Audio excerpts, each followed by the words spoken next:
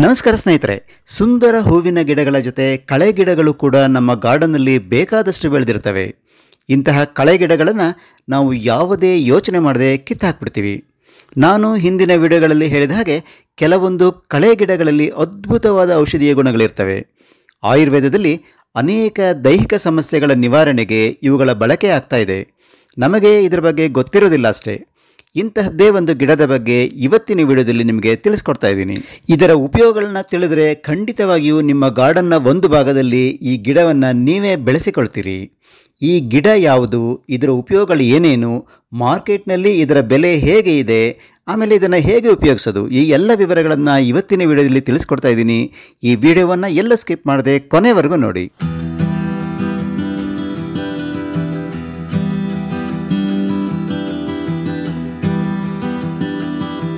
ಸ್ನೇಹಿತರೆ, ಉದ್ದದ ಎಲೆಗಳು, ಸಣ್ಣ ಸಣ್ಣ ಸುಂದರ ಹಳದಿ ಹೂಗಳನ್ನು ಹೊಂದಿರುವ ಈ ಗಿಡವನ್ನು ವರ್ಷ ಪೂರ್ತಿ ಗದ್ದೆಗಳಲ್ಲಿ, ಬಯಲು ಪ್ರದೇಶಗಳಲ್ಲಿ ಅಷ್ಟೇ ಯಾಕೆ ನಮ್ಮ ಮನೆಗಳ ಸುತ್ತಮುತ್ತ ಕೂಡ ನಾವು ಕಾಣಬಹುದು.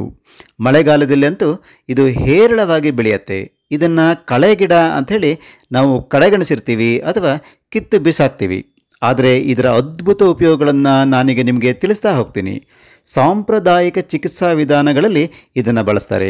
ಸುಗಂಧಯುಕ್ತವಾದ ಈ ಗಿಡವನ್ನು ಮೊದಲಿನಿಂದಲೂ ಸುಗಂಧ ದ್ರವ್ಯ ತಯಾರಿಸೋದಕ್ಕೆ, ಪೇಯಗಳನ್ನು ಪ್ರಿಸರ್ವ್ ಮಾಡೋದಕ್ಕೆ ಬಳಸ್ತಾರೆ. ಆದರೆ ಇದರ ನಿಜವಾದ ಬಳಕೆ ಇದರ ಔಷಧೀಯ ಗುಣಗಳಲ್ಲಿ ಇದೆ. ಈ ಗಿಡವನ್ನು ಮಾಚಿಪತ್ರೆ ಅಂತ ಕರೀತಾರೆ, ಪಂಚಪತ್ರೆ ಅಂತ ಕೂಡ ಕರೀತಾರೆ. ನಿಮ್ಮ ಕಡೆ ಇದನ್ನು ಯಾವ ಹೆಸರಿನಿಂದ ಕರೀತಾರೆ ಅನ್ನೋದನ್ನು ಕಾಮೆಂಟ್ನಲ್ಲಿ ತಿಳಿಸಿ. ಇಂಗ್ಲೀಷ್ನಲ್ಲಿ ಮಗ್ವರ್ಟ್, ಆರ್ಟೆಮಿಸಾ, ಫೆಲಾನ್ ಹರ್ಬ್ ಹೀಗೆ ಬೇರೆ ಬೇರೆ ಹೆಸರುಗಳಿಂದ ಕರೀತಾರೆ. ವೈಜ್ಞಾನಿಕವಾಗಿ ಆರ್ಟೆಮಿಸಿಯಾ ವಲ್ಗ್ಯಾರಿಸ್, ಇದರಲ್ಲಿ ಆರ್ಟೆಮಿಸಿಯಾ ಇಂಡಿಕಾ ಅನ್ನೋ ವೆರೈಟಿ ಕೂಡ ಇದೆ. ಈ ಗಿಡದ ಎಲೆ ಮೇಲ್ಭಾಗದಲ್ಲಿ ಹಚ್ಚ ಹಸಿರಾಗಿದ್ದರೆ ಕೆಳಭಾಗ ಬಿಳಿಯಾಗಿರುತ್ತೆ. ನಾವು ಕಳೆ ಗಿಡ ಅಂತ ಕಡೆಗಣಿಸಿರುವಂತಹ ಈ ಗಿಡದ ಪ್ರಾಡಕ್ಟ್ಗಳು ಆನ್ಲೈನ್ನಲ್ಲಿ ವಿಪರೀತ ಬೆಲೆಗೆ ಮಾರಾಟ ಆಗ್ತಾ ಇದ್ದಾವೆ. ಈ ಗಿಡದ ಒಣಗಿರುವಂತಹ ಎಲೆಗಳು, ಹೂಗಳು ಸಿಗ್ತವೆ, ಸುಗಂಧ ದ್ರವ್ಯಗಳು ಸಿಗ್ತವೆ, ಮಗ್ವರ್ಟ್ ಆಯಿಲ್ ಕೂಡ ಸಿಗುತ್ತೆ. ನಿಮಗೆ ಮಸಾಜ್ ಮಾಡ್ಕೊಳ್ಳಿಕ್ಕೆ ಫೇಸ್ ಕ್ರೀಮ್, ಫೇಸ್ ಪ್ಯಾಕ್ನಂತಹ ಸೌಂದರ್ಯ ಸಾಮಗ್ರಿಗಳು ಕೂಡ ಸಿಗ್ತವೆ. ಡಿಸ್ಕ್ರಿಪ್ಷನ್ನಲ್ಲಿ ಇವುಗಳ ಲಿಂಕನ್ನು ಕೂಡ ನಾನು ಕೊಟ್ಟಿರ್ತೀನಿ. ನಿಮಗೆ ಬೇಕಾದರೆ ನೀವು ಇದನ್ನ ಚೆಕ್ ಮಾಡಿಕೊಂಡು ತರಿಸ್ಕೊಳ್ಬಹುದು. ಸ್ನೇಹಿತರೆ, ಹಾಗಾದರೆ ಈ ಗಿಡದ ಉಪಯೋಗಗಳು ಏನೇನು, ಇದನ್ನು ನಾವು ಹೇಗೆ ಉಪಯೋಗಿಸಬೇಕು, ನಮ್ಮ ತೋಟದಲ್ಲೇ ನಾವು ಇದನ್ನು ಹೇಗೆ ಬೆಳ್ಕೊಳ್ಬಹುದು, ಈ ಎಲ್ಲ ವಿವರಗಳನ್ನು ಕೊಡ್ತೀನಿ. ಮೊದಲಿಗೆ ಈ ಗಿಡದ ಉಪಯೋಗಗಳನ್ನು ಒಂದೊಂದಾಗಿ ತಿಳ್ಕೊಳ್ಳೋಣ ಬನ್ನಿ. ಮೊದಲಿಗೆ ಒತ್ತಡ ನಿವಾರಣೆ ಹಾಗೂ ಸಮಾಧಾನಕ್ಕಾಗಿ. ಈ ಮಾಚಿ ಗಿಡದಲ್ಲಿ ಒತ್ತಡವನ್ನು ನಿವಾರಣೆ ಮಾಡುವ ಗುಣ ಇರೋದ್ರಿಂದ ನಿಮ್ಮ ಮೆದುಳನ್ನು ಶಾಂತಗೊಳಿಸೋದಕ್ಕೆ, ನಿದ್ರಾಹೀನತೆಯಿಂದ ಬಳಲ್ತಾ ಇರೋರಿಗೆ ಅತ್ಯಂತ ಪರಿಣಾಮಕಾರಿಯಾಗಿ ಇದು ಕೆಲಸ ಮಾಡುತ್ತೆ. ಔಷಧ ಕಂಪನಿಗಳಲ್ಲಿ ಆ್ಯಂಟಿ ಆಂಗ್ಸೈಟಿ ಮೆಡಿಸಿನ್ಗಳ ತಯಾರಿಕೆಯಲ್ಲಿ ಇದನ್ನು ಉಪಯೋಗಿಸ್ತಾರೆ. ಮನಸ್ಸನ್ನು ಶಾಂತಗೊಳಿಸಿ ಒಳ್ಳೆಯ ನಿದ್ರೆ ಬರುವಂತೆ ಮಾಡೋದಕ್ಕೆ ಇದರ ಟೀಯನ್ನು ತಯಾರಿಸಿ ಕುಡಿತಾರೆ. ಇನ್ಸೋಮೇನಿಯಾ ಅಂದರೆ ನಿದ್ರಾಹೀನತೆಯಿಂದ ಬಳಲ್ತಾ ಇರೋರಿಗೆ ಅಥವಾ ವಿರಾಮವಿಲ್ಲದ ರಾತ್ರಿಯಿಂದಾಗಿ ಒದ್ದಾಡ್ತಾ ಇರೋರಿಗೆ ಇದೊಂದು ಪ್ರಾಕೃತಿಕ ಪರಿಹಾರ ಅಂತ ಅನ್ನಬಹುದು. ಇದನ್ನು ಟೀ ರೂಪದಲ್ಲಿ ಅಂದರೆ ಇದರ ಎಲೆಗಳಿಂದ ಟೀ ತಯಾರಿಸಿ ಕುಡಿಬಹುದು, ಅಥವಾ ಎಣ್ಣೆಯನ್ನು ತಯಾರಿಸಿ ತಲೆಗೆ ಹಚ್ಚೋದ್ರಿಂದ ಆಂಗ್ಸೈಟಿ ದೂರ ಆಗಿ ಮನಸ್ಸಿಗೆ ಶಾಂತತೆ ಸಿಗುತ್ತೆ. ಸೈಡ್ ಎಫೆಕ್ಟ್ಸ್ ಇರುವಂತಹ ಮೆಡಿಸಿನ್ಸ್ ಯೂಸ್ ಮಾಡೋದಕ್ಕಿಂತ ಇಂತಹ ಪ್ರಾಕೃತಿಕ ವಿಧಾನವನ್ನು ಅನುಸರಿಸೋದ್ರಿಂದ ಒತ್ತಡ ನಿವಾರಣೆ ಮಾಡಿಕೊಳ್ಬಹುದು. ಜೀರ್ಣಕ್ರಿಯೆಯನ್ನು ಹೆಚ್ಚು ಮಾಡಿಕೊಳ್ಳೋದಕ್ಕೆ ಹಾಗೂ ಜೀರ್ಣಾಂಗ ವ್ಯೂಹಕ್ಕೆ ಸಂಬಂಧಿಸಿದ ತೊಂದರೆಗಳನ್ನು ಸರಿಪಡಿಸಿಕೊಳ್ಳೋದಕ್ಕೆ ಈ ಮಾಚಿಪತ್ರೆಯನ್ನು ಬಹಳ ಹಿಂದಿನಿಂದಲೂ ಬಳಸಲಾಗ್ತಾ ಇದೆ. ಇದು ಜೀರ್ಣಾಂಗ ವ್ಯೂಹದಲ್ಲಿ ಬೈಲ್ ಜ್ಯೂಸ್ ಉತ್ಪತ್ತಿಯನ್ನು ಹೆಚ್ಚು ಮಾಡುತ್ತೆ. ಇದರಿಂದ ಕೊಬ್ಬು ಸುಲಭವಾಗಿ ಜೀರ್ಣವಾಗುತ್ತೆ ಹಾಗೂ ಜೀರ್ಣಾಂಗದ ಒಟ್ಟಾರೆ ಆರೋಗ್ಯ ಸುಧಾರಣೆಯಾಗುತ್ತೆ. ಇದರಲ್ಲಿ ಸಣ್ಣ ಪ್ರಮಾಣದಲ್ಲಿ ಲ್ಯಾಕ್ಸೇಟಿವ್ ಗುಣ ಇರೋದ್ರಿಂದ ಬೋವೆಲ್ ಮೂವ್ಮೆಂಟ್ ಕೂಡ ಸರಾಗವಾಗಿ ಆಗುತ್ತೆ. IBS ಅಂದರೆ ಇರಿಟೇಬಲ್ ಬೋವೆಲ್ ಸಿಂಡ್ರೋಮ್ನಿಂದ ಬಳಲ್ತಾ ಇರೋರಿಗೆ ಶಮನ ಸಿಗುತ್ತೆ.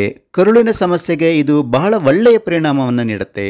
4-5 ಮಾಚಿಪತ್ರೆ, ಸಣ್ಣ ತುಂಡು ಶುಂಠಿ, 4 ಚಮಚ ಸಕ್ಕರೆಯನ್ನು ಸೇರಿಸಿ ಅರೆದು 1 ಚಮಚದಂತೆ ದಿನಕ್ಕೆ 3 ಹೊತ್ತು ತೆಗೆದುಕೊಳ್ಳೋದ್ರಿಂದ ಅಜೀರ್ಣ ಸಮಸ್ಯೆ ದೂರ ಆಗುತ್ತೆ. ಮಹಿಳೆಯರಲ್ಲಿ ಋತುಚಕ್ರದ ಸಮಯದಲ್ಲಿ ಉಂಟಾಗುವಂತಹ ಅಸ್ವಸ್ಥತೆಯಿಂದ ಉಪಶಮನ.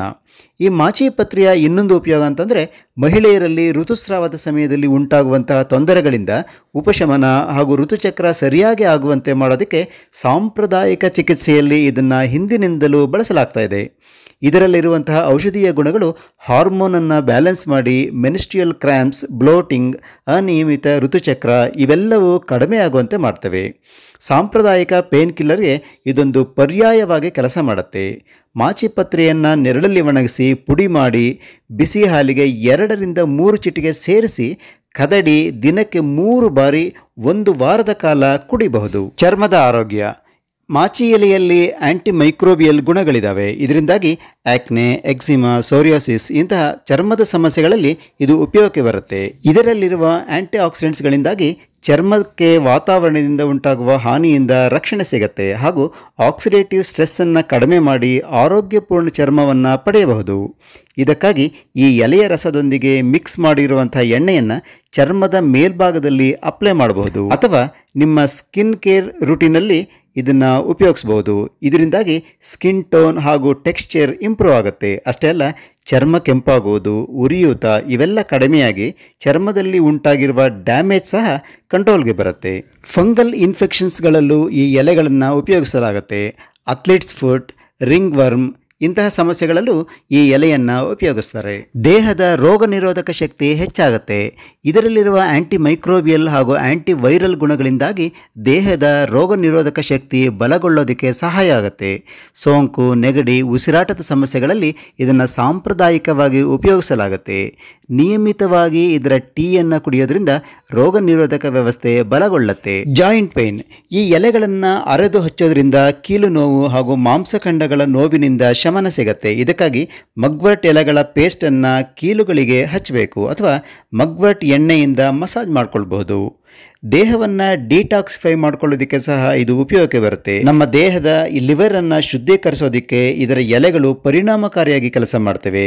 ಇದಕ್ಕಾಗಿ ಮಗ್ವರ್ಟ್ ಎಲೆಗಳ ಟೀ ಮಾಡಿ ಕುಡಿಬಹುದು. ನಿಮ್ಮ ಗಾರ್ಡನ್ನಲ್ಲಿ ಕೀಟಗಳು ಬರಬಾರ್ದು ಅಂದರೆ ಈ ಗಿಡಗಳನ್ನು ಬೆಳೆಸ್ಬೋದು. ನಿಮ್ಮ ಗಾರ್ಡನ್ನಲ್ಲಿ ಅಥವಾ ನಿಮ್ಮ ಮನೆಯ ಸುತ್ತ ಕೀಟಗಳು ಅಥವಾ ಸೊಳ್ಳೆಗಳು ಬರಬಾರ್ದು ಅಂತ ಇದ್ದರೆ ಇದರ ಎಲೆಗಳನ್ನು ಹೊಗೆ ಬರುವಂತೆ ಉರಿಸಬೇಕು. ಆಗ ಸೊಳ್ಳೆಗಳು ಮನೆಯೊಳಗೆ ಬರೋದಿಲ್ಲ. ಈ ಗಿಡದಲ್ಲಿರುವ ಅದ್ಭುತವಾದ ಸುಗಂಧದಿಂದಾಗಿ ಕಾಸ್ಮೆಟಿಕ್ಸ್ಗಳಲ್ಲಿ ಅಂದರೆ ಸೌಂದರ್ಯವರ್ಧಕಗಳಲ್ಲಿ ಇದರ ಎಲೆಗಳನ್ನು ಉಪಯೋಗಿಸ್ತಾರೆ. ಸ್ನೇಹಿತರೆ, ಈ ಮಾಚಿಪತ್ರೆ ಅಥವಾ ಮಗ್ವಟನ್ನು ನಾವು ಹೇಗೆ ಉಪಯೋಗಿಸೋದು ನೋಡೋಣ ಬನ್ನಿ. ಒಂದಿಷ್ಟು ಒಣಗಿದ ಮಗ್ವಟ್ ಎಲೆಗಳನ್ನು ನಿಮ್ಮ ಮನೆಯ ಹೊಸ್ತಿಲ ಹತ್ತಿರ, ಕಿಟಕಿ ಹತ್ತಿರ ಉದುರಿಸಿ. ಒಂದು ರೀತಿಯಲ್ಲಿ ನಿಮ್ಮ ಮನೆಗೆ ಇದು ಶೀಲ್ಡ್ ರೀತಿಯಲ್ಲಿ ವರ್ಕ್ ಮಾಡುತ್ತೆ.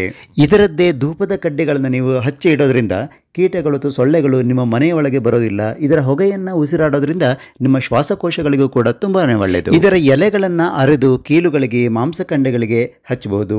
ಬೆಚ್ಚಗಿನ ನೀರಿನಲ್ಲಿ ಈ ಮಗ್ವಟ್ ಎಲೆಗಳನ್ನು ಹಾಕಿ ನಿಮ್ಮ ಪಾದಗಳನ್ನು ಅದರಲ್ಲಿ ಇಟ್ಕೊಳ್ಳೋದ್ರಿಂದ ಒಳ್ಳೆಯ ಪರಿಣಾಮವನ್ನು ನೀವು ಕಾಣಬಹುದು.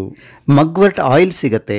ಈ ಆಯಿಲನ್ನು ನೀರಿನೊಂದಿಗೆ ಸೇರಿಸಿ ದೇಹದ ಭಾಗಗಳಿಗೆ ಎಲ್ಲೆಲ್ಲಿ ತೊಂದರೆ ಇದೆ ಅಲ್ಲಿ ಹಚ್ಕೊಳ್ಬಹುದು. ಮಗ್ವರ್ಟ್ ಟೀ ಮಾಡಿ ಕುಡಿಬೋದು. ಹೇಗೆ ಅಂತಂದರೆ 1 ರಿಂದ 2 ಟೀ ಸ್ಪೂನ್ ಒಣಗಿದ ಮಗ್ವರ್ಟ್ ಎಲೆಗಳನ್ನು ಹಾಕ್ಬೋದು ಅಥವಾ 4 ಹಸಿ ಎಲೆಗಳನ್ನು ಬೇಕಿದ್ದರೂ ಹಾಕ್ಬೋದು.